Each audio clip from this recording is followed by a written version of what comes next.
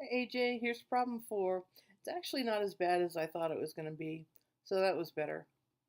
So there's two things that we need to know right off the bat.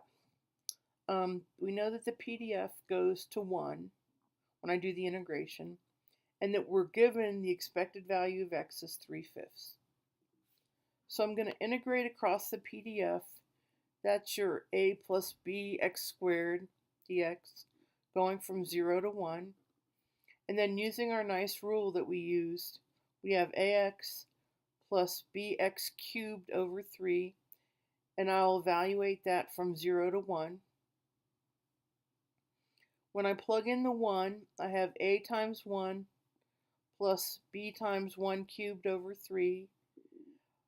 And then the second one, when I subtract out the lower evaluation, it's a times 0 plus b times 0 cubed over 3. But that whole second term just goes to 0.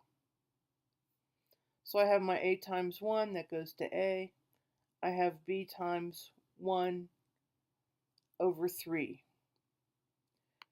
So that's what I get when I integrate. I know because that's a PDF that a plus b over 3 is equal to 1. That's just by the definition. Okay. So then for continuous random variables, when we calculate the expected value, we're going to have x times the PDF of x dx, and that's integrated across the whole area from 0 to 1. So when I multiply through, I have ax plus bx cubed, the quantity dx.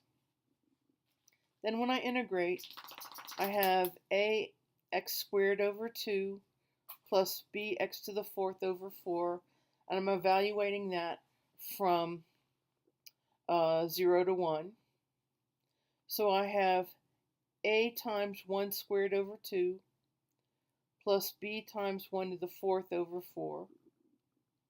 Then I subtract out the lower value of integration, but here again we have a times 0, b times 0, so that whole second term just drops out, it goes to 0.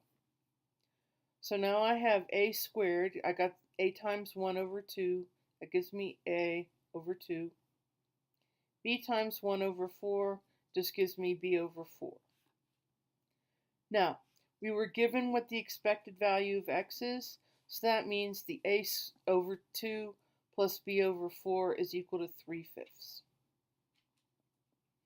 So we've got one statement from our expected value. We've got the second statement from the PDF. So essentially, we have a problem that's just two equations and two unknowns. And I'm going to take this term from the expected value and multiply everybody by 20. So I'm going to get 10a plus 5b, and then multiply by 20 on the right hand side times, or excuse me, is equal to 12. Then I go back up and look at a plus b over 3 is equal to 1. I'm going to multiply that by minus 10.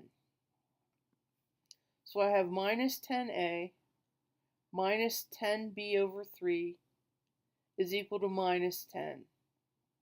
That's okay. I'm going to add down the columns. So I have 10a minus 10a, so that goes to 0. I have 5b minus 10b over 3, but I can write the 5b as 15b over 3. So I have 15b over 3 minus 10b over 3, and that's going to leave me with 5b over 3, which you'll see in a moment. And then I have 12 minus 10, which leaves me with 2.